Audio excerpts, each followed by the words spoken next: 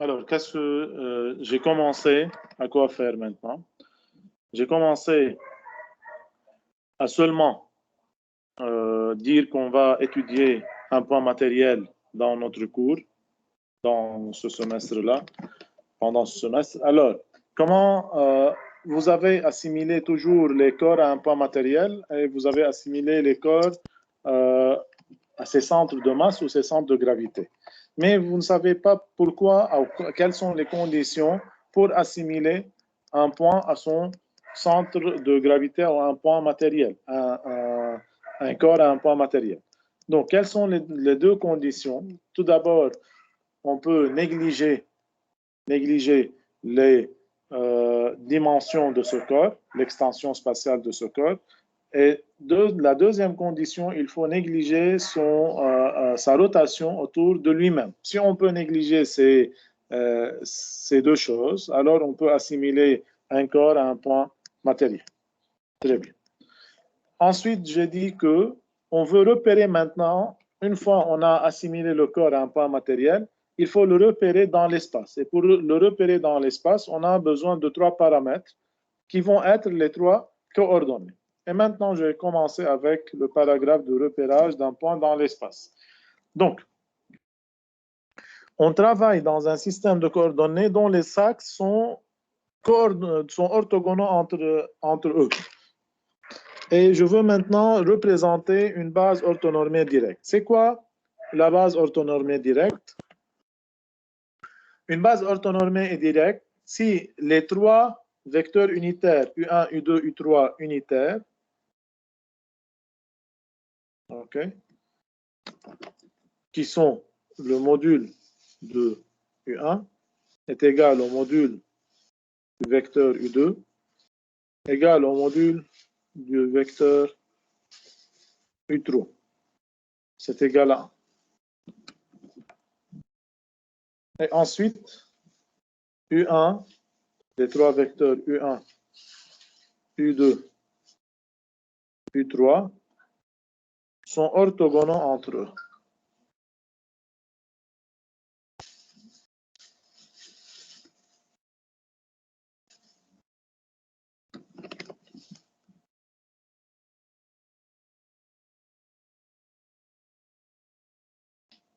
Donc, si on sait maintenant le sens de U1 et U2, on peut déduire le sens du vecteur U3 de cette base, okay, par la règle de la main droite. Donc, le sens de U3 est donné par la règle de la main droite.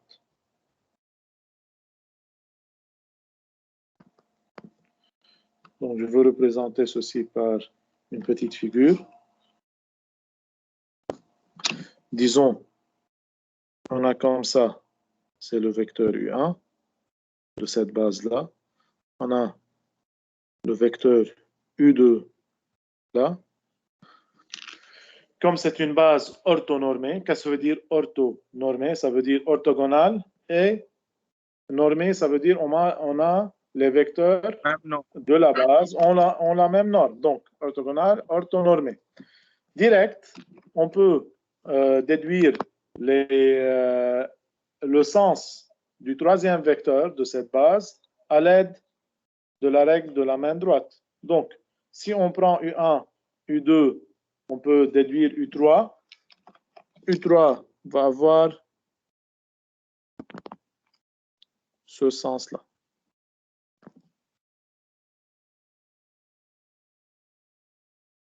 OK?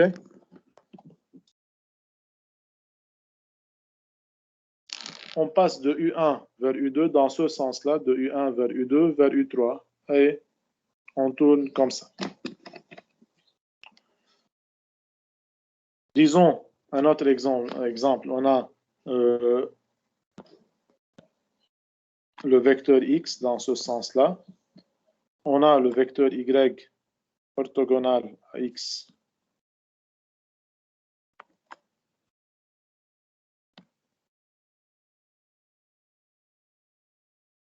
Dans ce sens-là. D'après la règle de la main droite, on va avoir le vecteur Z comme ça, dans ce sens-là. Okay, c'est un petit exemple. Comment savoir le sens des vecteurs. بس monsieur, هذا الكمان perpendiculaire à بعض. Voilà, dans l'espace, moi, toujours, je suis en train de dire que X, Y et Z sont orthogonales. X est perpendiculaire à Y dans le plan X, O, Y, et Z est orthogonal au plan X, O, Y. OK? Maintenant? Oui. Docteur, je n'ai pas trop compris. Pouvez-vous répéter? Vous n'avez pas trop compris quoi? Le dernier point, le sens de U3 est donné par la règle de la main droite. Non. Oui, tu ne sais pas la règle de la main droite? Non. Ah. Tu prends X sur le pouce. Vous avez pris X sur le pouce. Prends Y. بس انتبه بإيدك اليمين. ثانية, je veux ouvrir mon caméra une minute.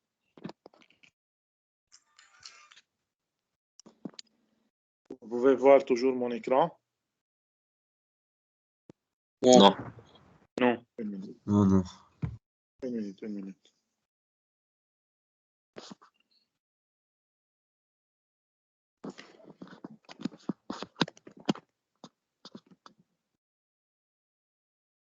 Ah. Si je veux ouvrir mon... Une minute. Ok. Vous pouvez me voir maintenant? Bien sûr. Oui. Oui. Très bien. Très bien. Alors, si on prend X comme ça, vous avez Y et vous pouvez prendre, toujours vous avez à utiliser la main droite, ok? Vous allez avoir Z dans ce sens-là. Alors, vous avez X, Y, ok? X, Y, et vous avez Z toujours dans ce sens-là. Alors, X, Y, Z. Vous avez U1, U2, ok? Vous allez avoir le sens de U3 suivant ce sens-là. Alors, si on prend comme on a fait X, Y, je les ai pris comme ça. OK? Alors, Z, ça va être dans ce sens-là. Je veux... يلا رح سكر ترجع ودور اعمل لكم شير. OK? استاذ يعني Z بتكون باتجاهي صح؟ si vous prenez رح ارجع une minute. Je veux revenir là. Regardez avec moi. هلا انتم اعملوها قدامكم. Si vous prenez X et Y, حطوها X ou Y على أول وثاني إصبع. OK, vous avez mis X et Y sur le premier et deuxième doigt. Oui, oui.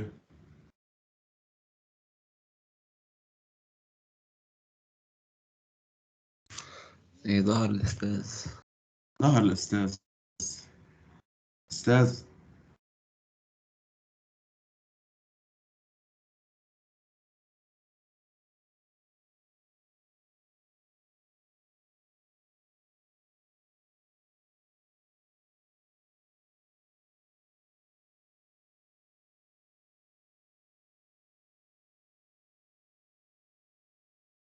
اللي ما فهم هيك اكس Y زد اكس Y زد.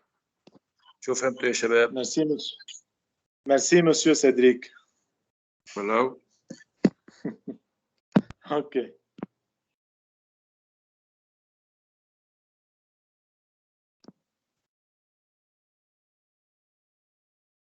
Donc, c'est clair comment prendre X, Y et Z?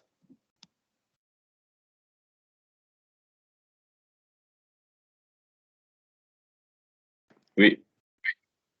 Oui.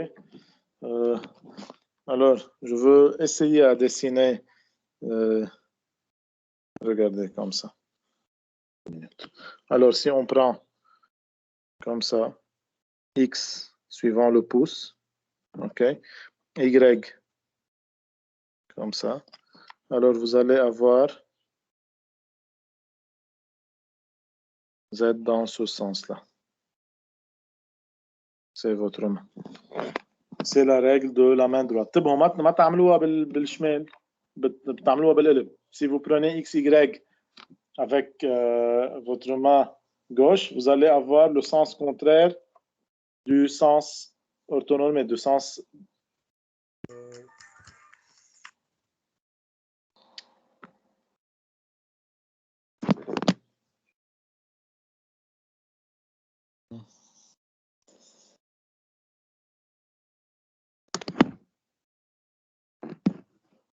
OK? Donc, c'est comme ça qu'on détermine le sens du troisième vecteur. C'est clair, monsieur?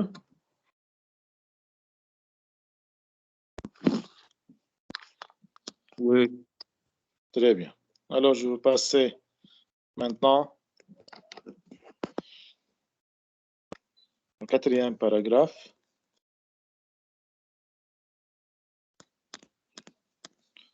Le système de coordonnées.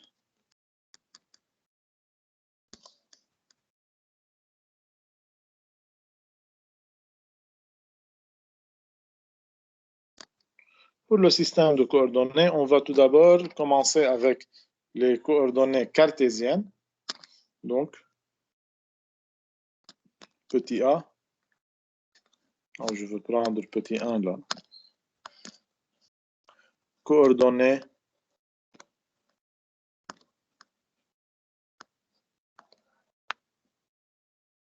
cartésiennes.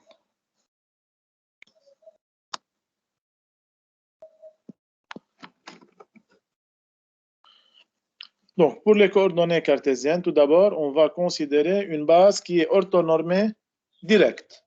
Donc, une base orthonormée directe, elle a les vecteurs unitaires, elle a les vecteurs sont orthogonales entre eux, les vecteurs de la base. Donc, on va voir comment repérer un point à l'aide de ces coordonnées-là. Donc, tout d'abord, je vais écrire, on considère une base orthonormée directe.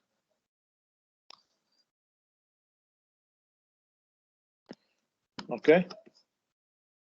La position du mobile, on va repérer ce mobile, ce corps-là, est parfaitement déterminé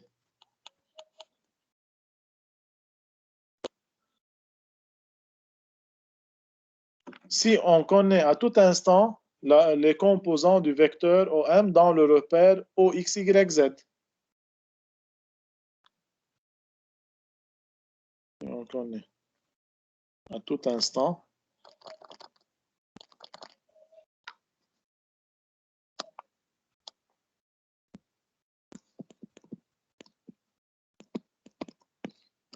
les composants du vecteur OM dans le repère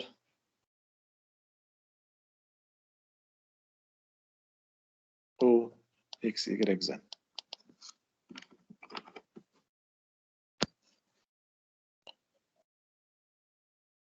Donc, je veux représenter ce repère-là, disons.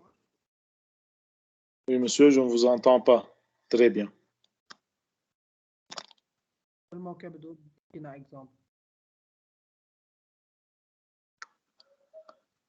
بتعلي صوتك بليز. أنا بتصور. فيك تعطينا اكزامبل للي بكير. يا حو مسيو. شو عم بعمل؟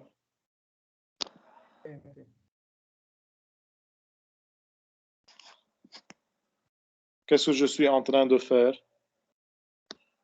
Je suis en train de vous présenter une figure. Cette figure, c'est pourquoi, monsieur? C'est pour vous donner un exemple. Regarde. Très bien, très bien. Alors, regardez avec moi. Soyez sûr que toujours je fais une explication, puis je donne un exemple. Je fais une explication, puis je donne un exemple. OK? Donc, disons, on a le point M. Prenons cette couleur. Le point M qui est un point de l'espace quelconque, ici. Si je fais la projection de M, arrête. Le point M, disons, il est là. Si je fais la projection de M sur l'axe des Z, et puis je fais la projection de M sur le plan X ou Y, comme ça, on aura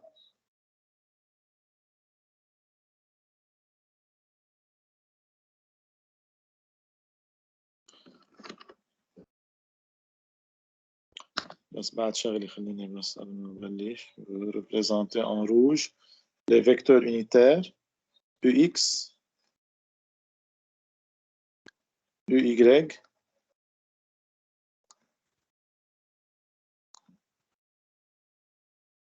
UY et UZ de cette base orthonormée. OK? Donc, maintenant, et c'est le centre O. Par projection du point M, j'aurai là la projection du point M suivant Z que je veux nommer MZ. Si je projette M sur le plan X, O, Y, j'aurai le projeté orthogonal de M sur le plan X, Y, Z, X, O, Y que je veux le nommer H. Et ensuite, si je projette H suivant Y et X, j'aurai le point ici M, Y. Et ici, la projection de M sur l'axe des X qui est MX. OK? Ici, c'est le vecteur OH. Maintenant. بس أنا j'ai une question. Oui. s'il vous plaît. ما فهمت pourquoi on a mis M وزاد هيك oblique ليش مش horizontal وكمان M Y ليش مش هيدا اللي horizontal ليش حطيناه على الأش وصلنا. Regarde. M, c'est un point de l'espace, non? Comment repérer M? On projette tout d'abord M sur le plan X ou Y. Une fois qu'on projette M sur le plan X ou Y, on aura le point H qui est là. OK? Le point H maintenant, il est un point du plan X ou Y. Comment repérer le point H qui est le projeté orthogonal de M sur X ou Y? Par les coordonnées X et Y. Si on prend X ou Y à un repère de 2 dimensions, non pas de 3 dimensions, on aura comme ça. C'est, disons, l'axe des X, c'est l'axe des Y, et c'est le point H. Comment repérer H? On prend la perpendiculaire comme ça, la perpendiculaire comme ça. Ici, c'est HY. Ici, c'est HX. Mais H provient d'où? Provient d'un point qui est projeté orthogonalement sur ce plan-là. Donc, HY, c'est le point MY et HX, c'est le point MX. C'est bien pour MX et MY. Ce sont, car on a un angle, vous avez, Basseni, monsieur, vous avez à imaginer l'angle qui est droit. Ici, vous avez un angle droit dans ce plan-là. OK, بدكم تتخيلوا ان هذا البلان هو البلان يلي بالارض. OK, vous êtes en train de le voir d'un angle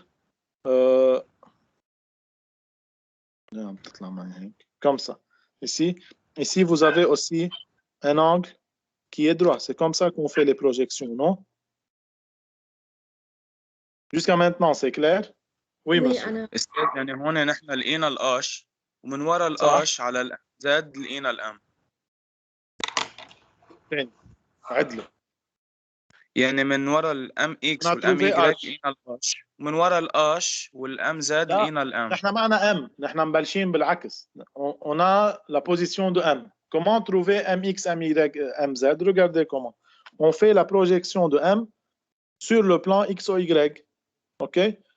Une fois on a le point, la projection de m sur x ou y, on prend la perpendiculaire de h sur l'axe des x, la perpendiculaire de h, on fait une projection sur l'axe des y, on aura les points mx et my.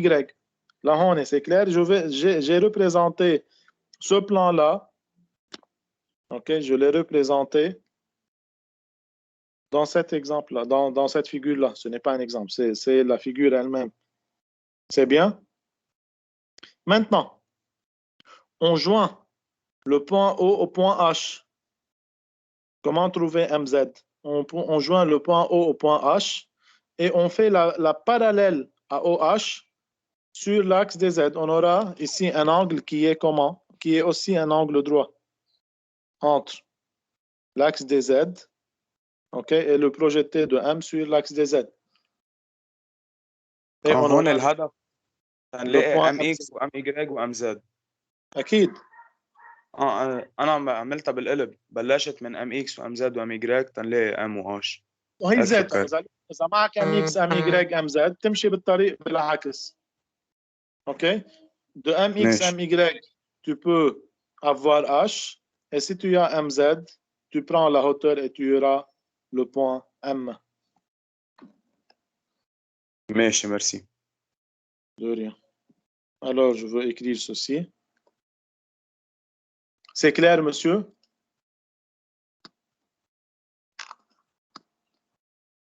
Oui, oui.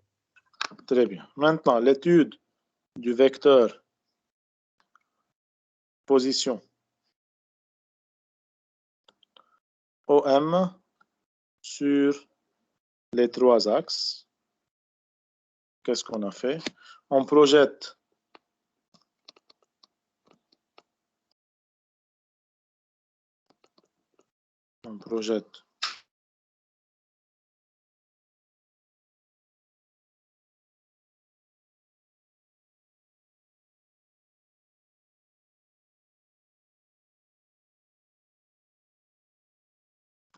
sur le plan X ou Y.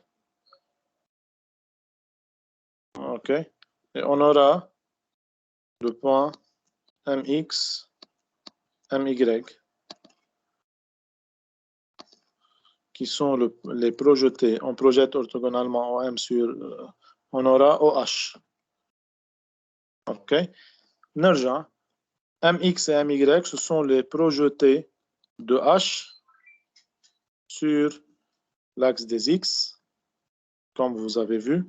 Et MY, c'est le projeté de H sur l'axe des Y.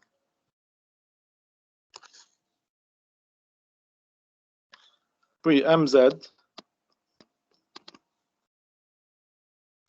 c'est le projeté de M sur l'axe des Z. Ici, à savoir qu'on va avoir à chaque instant X en fonction du temps, Y en fonction du temps et Z en fonction du temps, si M est en train de faire un mouvement quelconque. Donc, à chaque instant, on va avoir X, Y et Z en fonction de T. OK, monsieur, c'est clair? Oui. Oui. Oui.